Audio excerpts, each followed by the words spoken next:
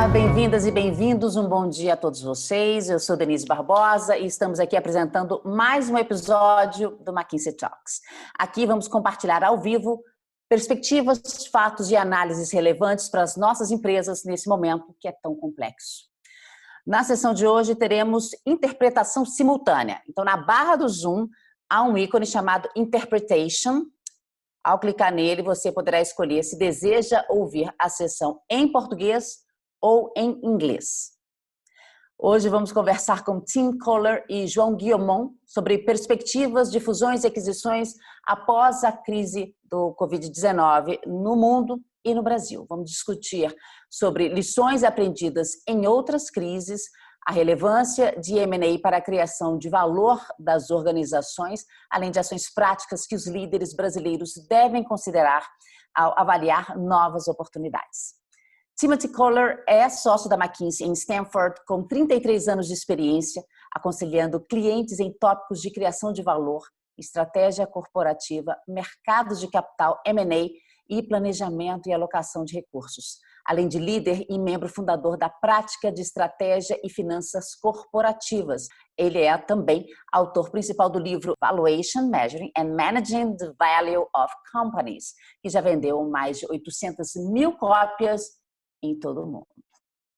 Hoje também contamos com a participação de João Guillaumon, que é sócio da McKinsey em São Paulo e líder da prática de estratégia e finanças corporativas no Brasil. Na McKinsey já há 15 anos, ele tem experiência com tópicos de estratégia e transformação para empresas B2B e é com ele que eu começo. Um bom dia para você, João. Bom dia, Denise. Bom dia a todos aqui conectados. Antes de mais nada, acho que a gente tem que lembrar que esse é um desafio humanitário. A gente tem aqui milhares de pessoas envolvidas na luta contra o coronavírus e milhões de pessoas afetadas pela doença, né? De qualquer forma, quando a gente olha do aspecto econômico, a gente tem também, acho que todos estão percebendo, todos estão vivendo isso de alguma forma, a gente tem um impacto econômico bastante severo dessa crise e a gente tem esse impacto afetando diferentes setores, todos os setores, mas de diferentes formas, né? Mais do que simplesmente a performance imediata de cada empresa, de cada setor, a gente tem também uma implicação para M&A, uma implicação para fusões, para aquisições, para alianças, seja porque tipicamente a gente vê um menor número de transações no momento da crise, mas também porque a gente vê um maior número de transações e um grande número de oportunidades à medida que a crise evolui. E é disso que a gente vai falar um pouco hoje. Obrigada. E agora eu quero dar meu bom dia também para o Tim e perguntar para ele qual foi o impacto da crise da Covid-19 nas atividades de M&A no mundo. Thank you, Denise. I'm very happy to be here today.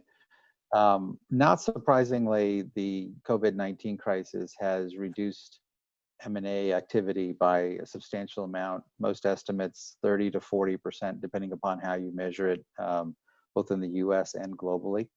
And this should not be a surprise. Whenever you have such periods of uncertainty, it does dampen activity. Financing is more difficult to come by. Companies are less willing to make investment commitments. I think that this particular situation, though, is very different than other situations in the fact that the uncertainty is not caused by a particular set of sectors. In most crises, it's usually the financial sector that's the big problem. In this situation, you have economy-wide uncertainty, which is leading to sort of companies that are sort of less comfortable sort of taking actions, especially spending money given the uncertainty of the economy. Sim, me conta o futuro. Qual que é a sua perspectiva sobre as atividades de M&A durante o período de recuperação econômica? So the future really depends upon the situation, and just to build a little bit on what I was saying earlier, I think it's important that when we look at M&A activity right now and how companies are thinking about it, and when we talk to companies, they're really companies that are in three categories. There are companies that are struggling for survival. Particularly retailers and in other sectors like that. Those companies really, they're just trying to get through this crisis. Okay, so acquisitions are really out of the question for them. Second set of companies on the other extreme, there are a number of sectors or companies with very strong balance sheets coming into this crisis, who can comfortably weather the crisis and do have capacity to do acquisitions. And then there's a third set of companies sort of somewhere in between. So I think the first thing that is important when we think about the future of acquisitions is to think about it sort of by sectors and sort of which sectors can, have the financial strength to do acquisitions and which ones don't.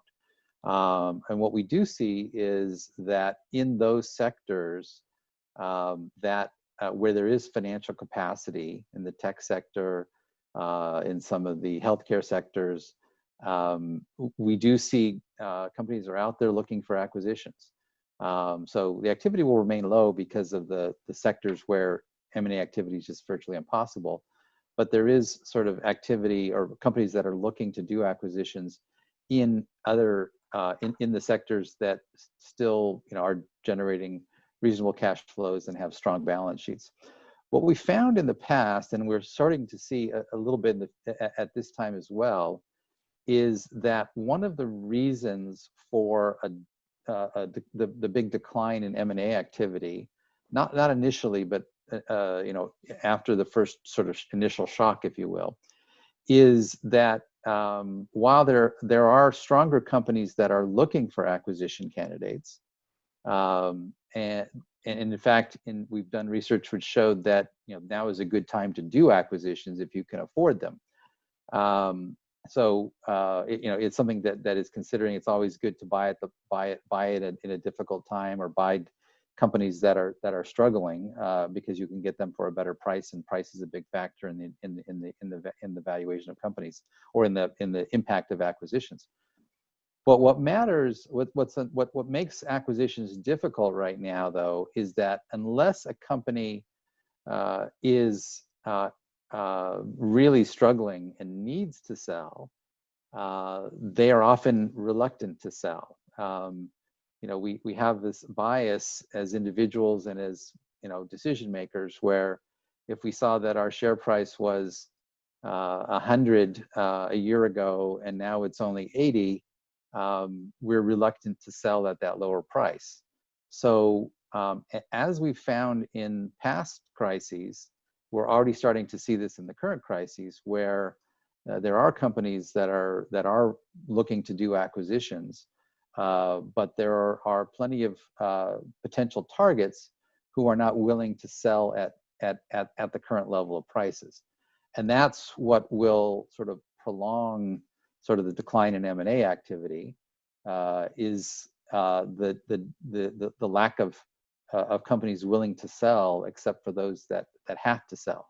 So you've got a couple things going on. You've got some sectors where it's just not possible to do acquisitions because the sectors are under such stress. And then you've got sectors which are not under stress, but where the sellers are reluctant to sell because of the prices are lower than what they would like to receive because of recent prices that they've seen their shares. Faz todo sentido. Eu só quero lembrar quem está nos assistindo de casa que vocês podem mandar suas perguntas aqui para o perfil Q&A, que mais para o finalzinho do nosso encontro aqui eu repasso as perguntas para os nossos convidados aqui. João, queria agora que você falasse um pouquinho sobre essa tendência global que o Tim mencionou, aplicada ao contexto brasileiro. No Brasil, a gente tem um momento bastante peculiar, né? Em primeiro lugar, a gente tem as taxas de juros mais baixas da história. Isso, obviamente, afeta a forma como o valor das empresas é calculado, afeta também a perspectiva que a gente tem para o futuro com relação ao valor dessas empresas, né? Em segundo lugar, a gente teve aqui no Brasil, a Bolsa Brasileira foi a bolsa que mais se desvalorizou entre as grandes bolsas do mundo, mesmo em moedas locais. Isso se combina com o terceiro fator. A gente teve aqui, a nossa moeda foi uma das que mais se desvalorizou também, que torna, obviamente, empresas brasileiras particularmente atrativas para quem está olhando um retorno em dólar, para quem tem ali uma perspectiva de que, se não totalmente, pelo menos parte do movimento de câmbio, pode, em algum momento, se reverter. Por outro lado, a gente tem que ter em mente também que, no Brasil, a gente tem um acesso a crédito um pouco mais difícil do que a gente vê fora do Brasil, né? Pelo menos nos mercados de capitais mais desenvolvidos, e com o risco aqui de que essa crise evolua de forma a gente ter restrições de crédito que seriam importantes aqui para afetar a capacidade das empresas de fazer aquisições e mesmo, em alguns casos, de manter as operações delas em pleno funcionamento, em plena capacidade. Finalmente, eu queria ressaltar aqui 2 pontos, que não dependem diretamente dessa crise, mas que podem ser agravados. Primeiro, a volatilidade. O Brasil tem um mercado aqui particularmente volátil. Eu não estou falando só de volatilidade de valor da empresa na Bolsa, eu estou falando de volatilidade da economia real, os movimentos que a gente tem tanto de crescimento quando a gente sai de uma crise, quanto de redução de volumes, redução de margens quando a gente entra numa crise, são movimentos muito fortes. Por outro lado, também, o que significa isso? A gente observou ali setor a setor, em alguns setores, a diferença de crescimento nos 2 primeiros anos depois da crise chega a ser de mais de 50% entre aqueles que fazem a lição de casa, aqueles que fazem um bom trabalho e aqueles que não conseguem, por qualquer motivo, capturar a onda positiva que vem depois de uma crise econômica qualquer. Tá? Então, a gente está falando aqui de um contexto que é um pouco mais complexo, sim, mas eu arrisco dizer até que a gente pode encontrar mais oportunidades no Brasil, né? Não é num mercado em que todos têm o mesmo desempenho, todos têm o mesmo acesso a crédito, todos estão sujeitos, estão sendo afetados ali pela crise da mesma forma, que você vai ter as diferenças de valor, diferenças de liquidez, diferenças de condições financeiras que vão proporcionar oportunidades de criação de valor com o M&A. E, finalmente, um último ponto, a gente tem aqui, e isso leva a diferentes teses de investimento, que a gente vai discutir numa sessão futura, mas a gente tem diferentes formas de olhar os setores, como o time mencionou. Tem setores resilientes, que podem ser candidatos aqui à aquisição por investidores um pouco mais conservadores, que querem colocar ali, fazer uma alocação de capital num setor que tem menor risco, não dá para dizer que não tenha risco, mas que tem menor risco com relação ao mercado como um todo. Mas a gente tem aqui setores que, justamente por estarem sofrendo particularmente, de uma maneira particularmente acentuada, do ponto de vista econômico, vão ser os setores onde as oportunidades podem ser até mais abundantes. E Tim, para você, como o M&A pode aumentar o valor das empresas, especialmente no contexto pós-crise? The value creation, goes. The fundamentals of how you create value in an acquisition don't change in a crisis situation like this. You still have to look at sort of what is the value of the business to you in terms of its standalone value plus the value that you bring in terms of improving the performance of that business through synergies or better management or things like that. And the second factor, of course, is the price that you're paying, right?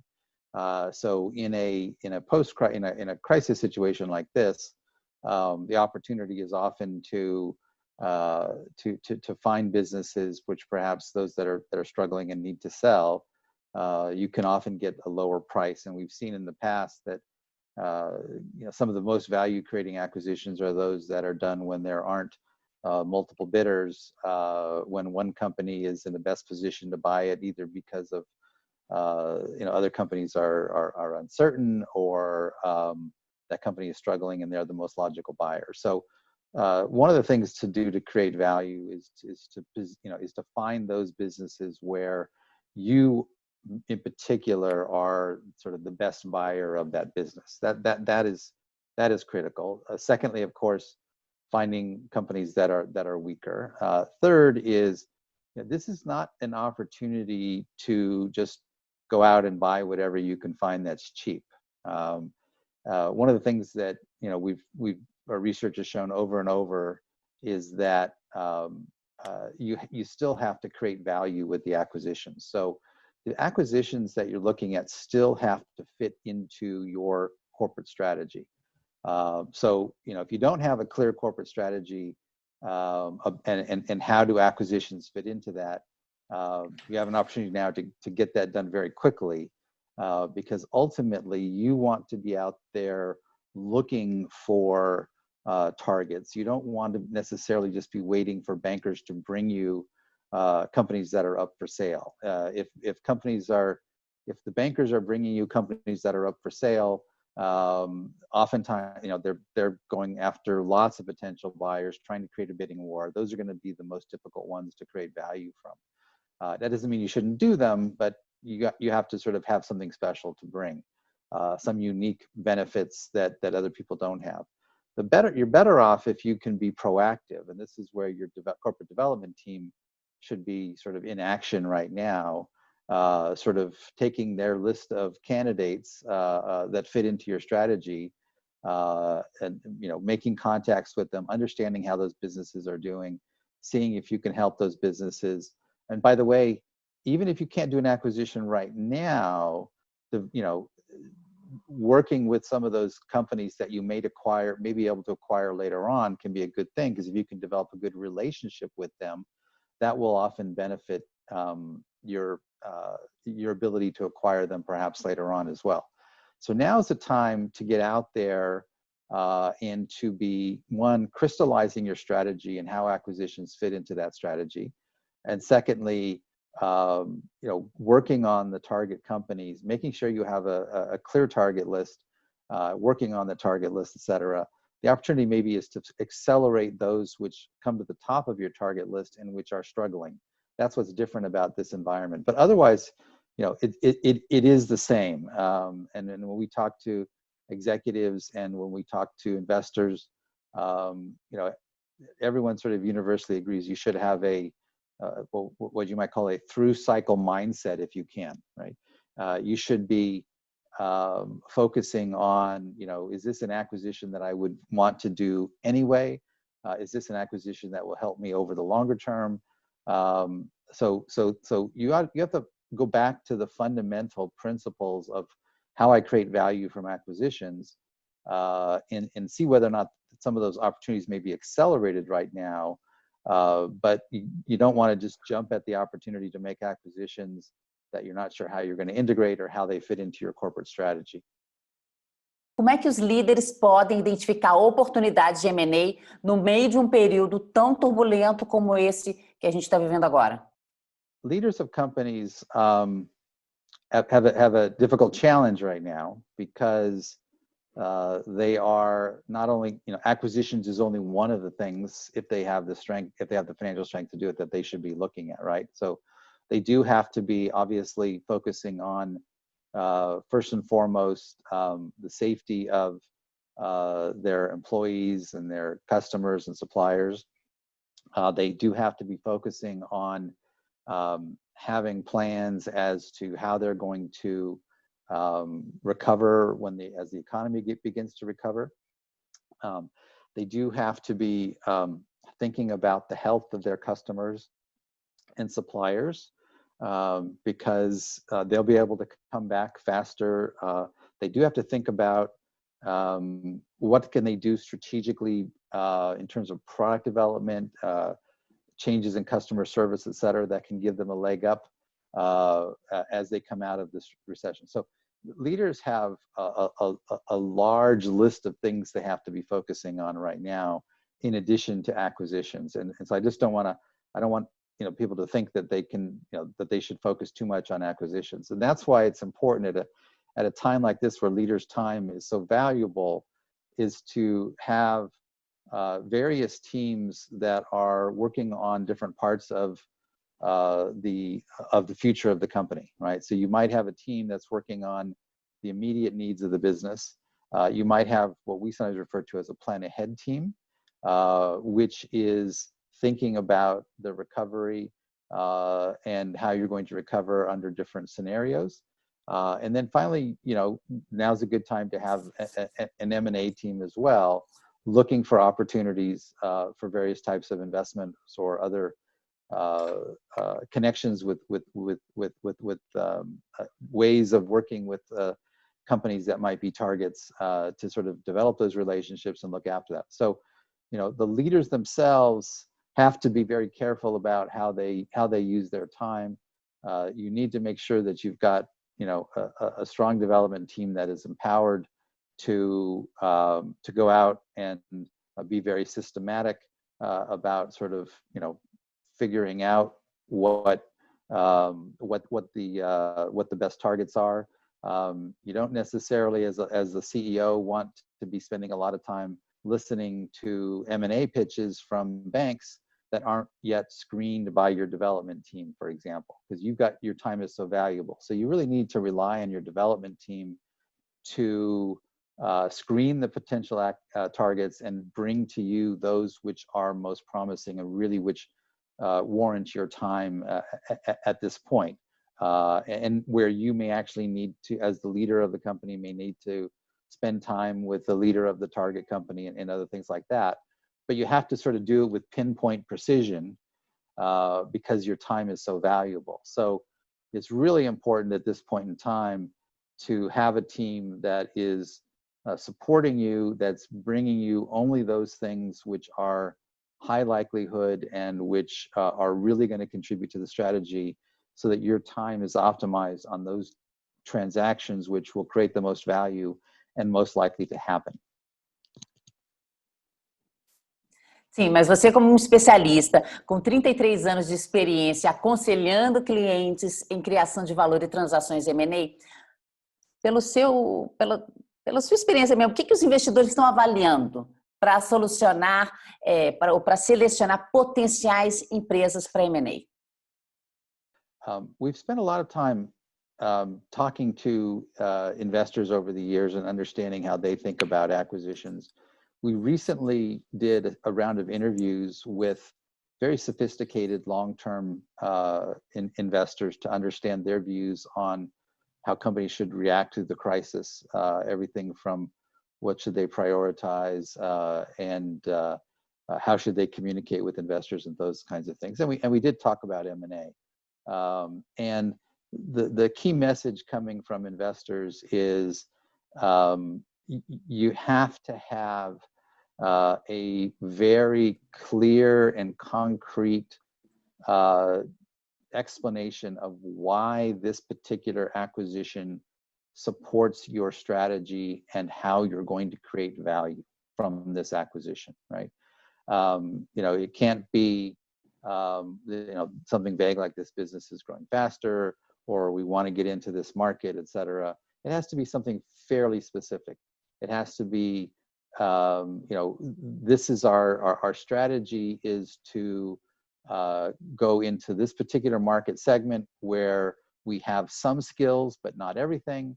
And we're going to buy companies that, either have maybe access to customers that we don't have or something like that. I remember in one case, there was a consumer packaged goods company buying another one, and they explicitly talked about the fact that the parent company had a new product that they were introducing that required refrigerated distribution. They didn't have refrigerated distribution. The company they were acquiring had refrigerated distribution. In another case where companies were combined, where one was strong in some countries had distribution and management capability and customer relationships, and another was strong in other countries, and they could use that for cross-selling. So the key that what investors are looking for is the specificity at which you can describe why it is you're making that acquisition, how it builds onto your strategy, and what are the specific things that you're going to do to create value from that acquisition. And usually it should be something beyond just back office generic cost cutting, right? Cost cutting is, investors do expect cost cutting. Cost cutting is a big source of value creation. But any buyer can cut back office costs, for example. So the acquisitions have to have something very specific to them. If it's about economies of scale, it shouldn't be about economies of scale in accounts receivable or accounts payable. It should be economies of scale that are very specific to that industry. Maybe you're good at purchasing something and the target company isn't, but that has to be specific to that industry, not office supplies, for example. Or it has to be something where the target company maybe doesn't have the distribution capabilities that you have, and you're going to be able to accelerate the distribution. or the target company has some technologies or something that can help you enhance your products. Or it could even be that the target company hasn't been managed very well or is under some financial distress. But then you have to demonstrate that you really are going to be a better manager, you've got better governance, et cetera. So you have to be very specific in order to satisfy investors about acquisitions. They really want to hear that this is not coming out of the blue. This is not a surprise that you'd be going after a company like this, and that there are very concrete things that you want to do with the acquisitions that you're thinking about doing. João, e o que isso significa para as empresas brasileiras? A gente tem falado com alguns investidores institucionais também no Brasil e basicamente eles olham, antes de mais nada, duas coisas. Primeiro, qual é a capacidade da companhia sobreviver a essa crise e segundo, qual é a capacidade da companhia criar valor. Quando eu digo capacidade da companhia sobreviver, em primeiro lugar, do ponto de vista operacional, se a companhia consegue garantir tanto as operações, né, quanto garantir a saúde e a segurança dos seus funcionários, dos seus colaboradores e também dos seus clientes, para que ela consiga, mesmo nesse momento, operar da melhor forma possível. Obviamente, não é só uma questão das operações, os investidores olham com bastante cuidado qual é a posição de caixa da companhia, então se ela consegue ali passar por algum tempo, por algum período, sem necessariamente precisar ali de uma performance parecida com a que a gente tinha antes da crise. Nós fizemos, inclusive, uma estimativa aqui em que 1 em cada 8 empresas brasileiras, ou pelo menos as grandes empresas listadas brasileiras, não tinham caixa para poucos meses ali de estresse, né? De um estresse tão severo quanto o que a gente está observando agora, né? Então, a capacidade da empresa, seja tendo caixa ou de acessar esse caixa, é algo extremamente importante. E também a capacidade estrutural da companhia continuar operando, especialmente à medida que a crise vai se tornando mais longa do ponto de vista, primeiro, epidemiológico e depois do ponto de vista econômico.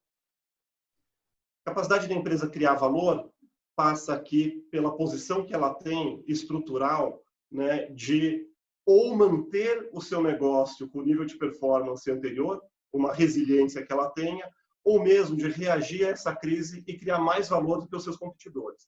Os investidores são tolerantes, vamos dizer, com uma menor criação de valor durante esse período, desde que, mais uma vez, a sobrevivência da empresa esteja garantida, mas eles são muito menos tolerantes com a inabilidade da empresa de criar mais valor à medida que essa crise passe. Tá? E quando a gente fala de aquisições, fusões e aquisições, os investidores vão ver, em primeiro lugar, vão avaliar se aquela potencial transação não vai prejudicar qualquer um desses dois elementos, em particular, a capacidade da empresa sobreviver. Qualquer transação que seja percebida como ousada demais vai acabar prejudicando a empresa, no mínimo, aos olhos dos investidores. E segundo ponto, com relação à capacidade estrutural da empresa criar mais valor à medida que a crise se aproxime do final, é aí que os investidores estão vendo que movimentos podem ser particularmente importantes, não só do ponto de vista oportunista, vamos dizer, não só uma aquisição de uma empresa, de um ativo que hoje tem um valor baixo, mas uma aquisição de uma empresa ou ativo que no longo prazo possam tornar a capacidade daquela companhia, da compradora de criar valor muito melhor e possam levar essa companhia a um novo patamar de desempenho no longo prazo. Sim, e em termos práticos, o que as empresas multinacionais estão fazendo atualmente? One of the advantages that multinational companies have is that by definition that they operate in many countries, and so what they are doing today, the better ones, is they are spending a lot of time trying to understand sort of how the current situation affects their operations in different countries and see what opportunities that might create in those different countries. Now, this, of course, depends upon the nature of the multinational. You know, if you're a multinational company that, like a pharmaceutical company, that pretty much the drugs that you sell are pretty much the same all over the world, and you just have sales and marketing in different countries, it's going to be different. But if you're a multinational where you have real operations, sales and marketing, manufacturing, product development, et cetera, in multiple countries, they're doing the same things that we've been talking about, but they're doing it at a very specific level of detail, in the sense that you can't sort of be operating at just with broad brush decision making if you're the CEO. It's important for the multinationals to have real granularity about where their opportunities are, what's happening in each country in terms of the economic environment, and those kind of things. So the multinationals really do have.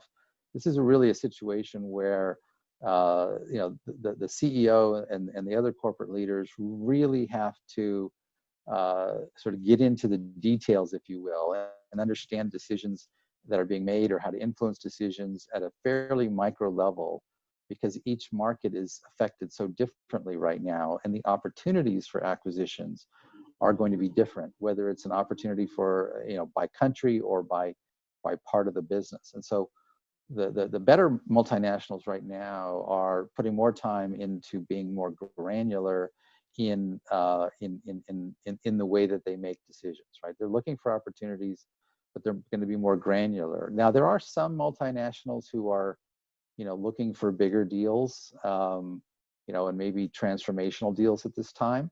But I think the bulk of them are looking to, the bulk of the better ones are looking to fill in gaps or find opportunities to augment their existing business activities, rather than sort of doing big transformational acquisitions. That tends to be a little bit more rare right now. It's going to be hard to pull off those kinds of transactions at any point. We've had some experience now. It is possible to do integration, of two companies by distance, but it is more difficult. And so we're likely to see that, some of the transformational mergers, maybe the plans are being put in place, but those may take a little bit longer. But they're really looking for, the bolt-on acquisitions or the really targeted acquisitions that can help different parts or different geographies of their businesses right now. E quanto aos desinvestimentos, em que medida vai ser relevante para as empresas serem proativas na alienação dos ativos, de ativos? Yes. Even though prices are down, right, it's still a good time to make divestments, because the businesses that you are divesting are often ones that are taking up a lot of management time, that don't create value. Holding on to them, waiting for a better price, waiting for them to turn around, rarely works. And so now is a good time, even though you're not going to be happy with the price, right? By moving quickly to make divestments of businesses that don't fit into your portfolio longer term, even at a time like this, is still sort of the right thing to do, if you will, because otherwise you'll take up too much of your time and you won't be able to focus on the growing and stronger parts of your businesses. So divestments should not be put on hold. Those that were underway, and now may be a time when businesses, you do want to make those decisions. And we realize that it's uncomfortable sometimes to take a lower price than you'd hope, but oftentimes those businesses are such a drag on the rest of the company that it's better to take a price, a lower price, and move on to focusing on the stronger businesses. Ô, João, vou passar uma pergunta para você e depois eu tenho aqui umas perguntas da audiência para o time. João, quais são os principais elementos nos quais as empresas devem pensar ao preparar uma unidade de negócio para desinvestimento no contexto nosso aqui brasileiro? Claro. Eu não vou repetir aqui pontos que o Tim já mencionou que são muito importantes, né, sobre a perspectiva precisa ali da capacidade de você fazer um turnaround ou não nesse momento, né? Acho que em primeiro lugar tem, e também não vou me alongar nesse ponto, as duas dimensões que eu comentei antes, a capacidade da companhia sobreviver, a capacidade dela gerar valor no longo prazo. Então, na hora de pensar sobre um desinvestimento, essas duas perspectivas devem ser adotadas. Uma vez que o desinvestimento seja decidido, vamos dizer, ou pelo menos que ele vai ser perseguido, tem 3 elementos interligados que precisam ser gerenciados de uma maneira adequada. Tá? Em primeiro lugar, qual que é o escopo da transação? Muitas vezes o desinvestimento não é simplesmente uma unidade inteira que você tem, essa unidade pode ter serviços corporativos sendo prestados, ela pode ter benefícios ali de clientes em comum, vendas cruzadas, o que quer que seja com outras unidades da companhia. Então, definir bem esse escopo é algo particularmente importante, tendo não só a perspectiva do que é bom para o vendedor, mas também do que vai ser bom para o comprador. Senão você não vai capturar o valor adequado, capturar o maior valor naquela transação. Tá? Segundo ponto, gerenciar muito bem custos que você deixe para trás. É comum a gente ver empresas fazendo contas ali de quanto que vai gerar de redução de custo, de valor, o que quer que seja a venda de uma unidade, mas elas muitas vezes se esquecem que você não vai reduzir um departamento pela metade necessariamente só porque você vendeu metade ali do volume da companhia. Né? Então, essa gestão de custos, inclusive, custos que vão junto com a parte vendida da companhia, custos que ficam, de que forma eu vou gerenciar esses custos, absolutamente importante. O terceiro ponto, só para a gente fechar, Denise, é com relação à gestão da expectativa interna até. Esse é um momento particularmente desafiador, né, para os colaboradores ali até individualmente, ainda mais no contexto que a gente tem de coronavírus. Você deve deixar claro ali que o cuidado com as pessoas não vai ser deixado de lado e deve deixar claro também objetivamente o que leva uma pessoa a ficar na empresa vendida, na empresa que está vendendo e assim por diante. Antes de passar aqui para a pergunta da audiência, eu queria mudar um pouquinho de assunto e falar um pouco da fase pós-aquisição, que é a integração, né? Como as empresas devem se preparar para uma integração bem-sucedida e quais as características específicas que devemos levar em conta com a situação atual? Eu vou ser sucinto aqui, a gente deve ter também uma outra sessão especificamente sobre esse tema no futuro, mas aqui a gente tem, no contexto atual, o time já mencionou, você tem toda uma crise para ser gerenciada, não dá tempo de olhar todas as aquisições, todas as oportunidades. O mesmo se aplica para a integração. Você tem desafios diários de gestão dessa crise, gestão dos seus colaboradores, dos clientes e assim por diante. Então, é comum que num momento como esse, a atenção fique dividida e a integração tome um pouco menos de atenção do que deveria. Esse é o primeiro cuidado que você precisa ter. Garantir que essa disputa de atenção não prejudique uma integração bem-sucedida, lembrando que a integração é onde você efetivamente captura o valor que foi estimado ali para aquela companhia. Tá? Nesse momento também de maior tensão, é bastante importante ser muito cuidadoso com a comunicação. Esse já é um cuidado típico. Acho que aqui a comunicação da integração num contexto de crise epidemiológica e econômica fica ainda mais importante. Uma comunicação clara, objetiva e adequada a cada um dos públicos. Nesse momento também, se você tem maior complexidade, menor atenção, não dá para esperar fazer tudo de uma vez. Então, ajuda a ser mais enxuto no que você vai fazer no dia 1, ajuda a levar em perspectiva, quando você faz o plano dos 100 primeiros dias, quais são as atividades, as ações que são absolutamente essenciais, né? Seja do ponto de vista de continuidade operacional ou de criação de valor, e quais são aquelas que a gente vai fazer se todo o resto permitir ainda mais um contexto tão dinâmico. E, finalmente, aqui fica ainda igualmente importante, se não mais, focar na cultura, garantir que a cultura da companhia, da nova companhia, seja adequada e tenha ali os melhores elementos de cada uma delas, sem esquecer que a captura de valor é a motivação, uma das motivações para você fazer a aquisição. Então, não dá também para usar de desculpa a crise, o contexto, para deixar a captura de valor para o ano seguinte. Nosso tempo está acabando, mas uma pergunta que veio aqui da audiência, eu imagino que seja a curiosidade de muitas pessoas, então eu vou passar ela mesmo com o tempo aqui espremido, que é uma pergunta para o Tim. Dentro do contexto setorial, quais setores que podem apresentar as maiores oportunidades? Well, the sectors with the best M&A opportunities, first of all, you have to have the capacity to do M&A, right? So you have to rule out those sectors that are just struggling for survival for the most part. So that takes away a lot of sectors. Retail is not something you should be, is probably not well positioned for acquisitions and stuff like that. So the places that are well positioned for acquisitions are sectors where you've got some strong companies and you've got some weak companies. And so if you can find situations where maybe there's a company that is under-levered or over-levered and you've got plenty of capacity.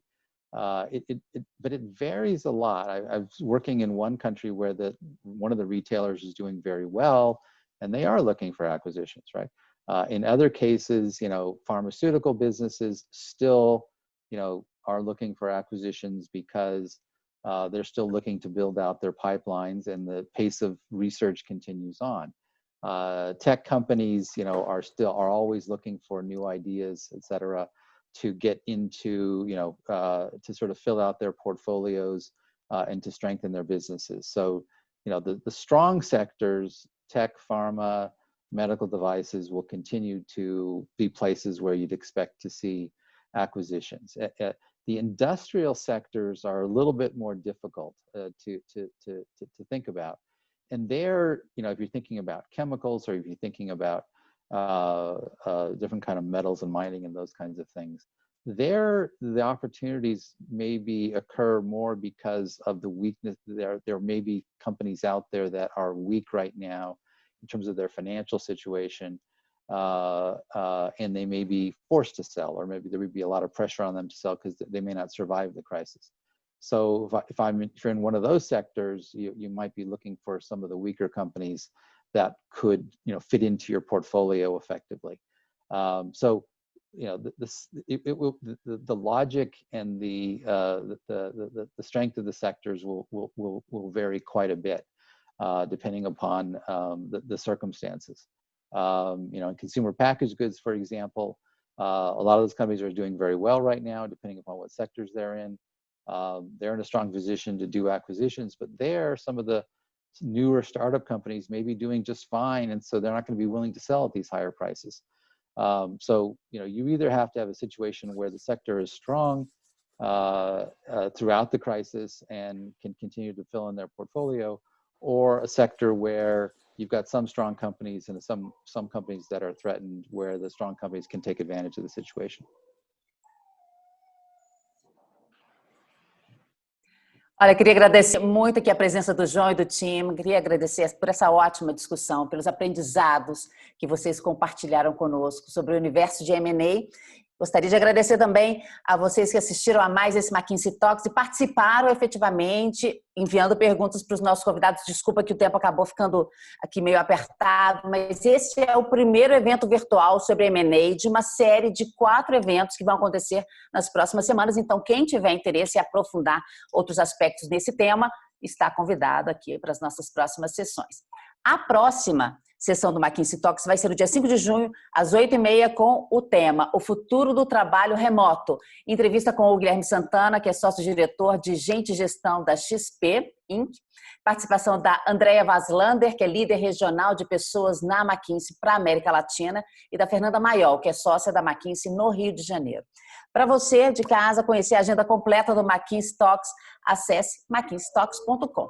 Lá vocês podem assistir aos episódios anteriores e na segunda-feira esse episódio de hoje também vai estar lá disponível e vocês também encontram acesso para as versões em áudio disponíveis no Spotify.